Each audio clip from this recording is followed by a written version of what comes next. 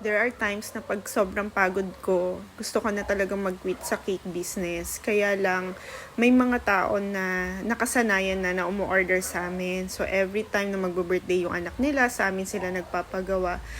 And talagang sinasabi nila na mas masarap yung cake, iba talaga yung gawa ko, so pati yung sa design.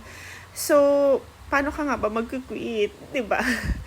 So, yun, kasi meron na akong work, so back to work ako, back to my career, which is mas stable kasi talaga yung meron ka talagang monthly na sinasahod or every 2 weeks, ganun. Mas sustainable siya compared sa ganitong business. Kasi sa ganitong business, hindi mo siya matansya kailan may o-order. Syempre, di ba, ang hirap din umasa. So, yeah, that time naman na hindi ako nag-work, okay naman talaga yung cake business just to continue yung promoting, post ka lang ng post, share ka ng share ng mga ginagawa mo, and dadami talaga yung order. Actually, na-sustain naman niya yung mga needs namin during that time na nagki-cake ako. Kaya lang, this time kasi syempre mas lumalaki na yung mga bata, mas marami yung needs nila. So, I need to go to office again, back to work na. And itong mga ganitong cake is mga pang sideline ko na lang siya, parang nagdadagdag sa income namin. And which is malaking tulong siya. Yun nga lang, talagang sobrang nakakapagod. Siyempre, galing ako sa office, magpe-prepare ka pa ng mga cakes, ganun. So, ang hirap hindian kasi nga dati na silang umu-order. So, yun, hindi ako masyado yung nagpo-promote. Parang sinishare yung page. Hindi na ako ganun. Kasi mayroon na kaming mga permanent client na umu-order from time to time. And hindi naman kami yung naghahabol ng kita or para maging ito yung bread and butter namin. So, kung sino lang yung magpapagawa is ini-entertain namin.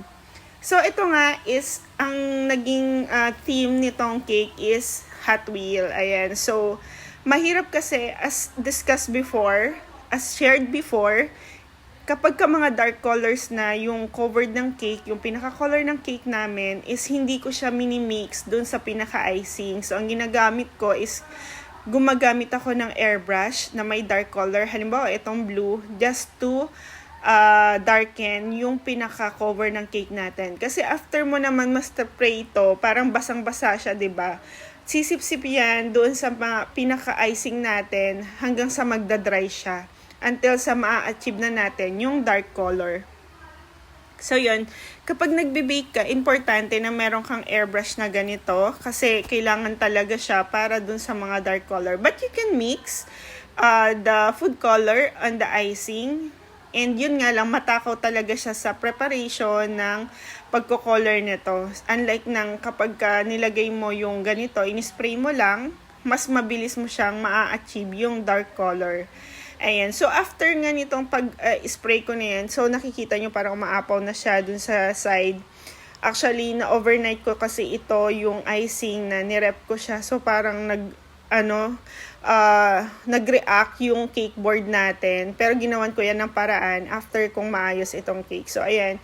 After mo nga pala mag-spray, ito ang magiging struggle mo sa kanya.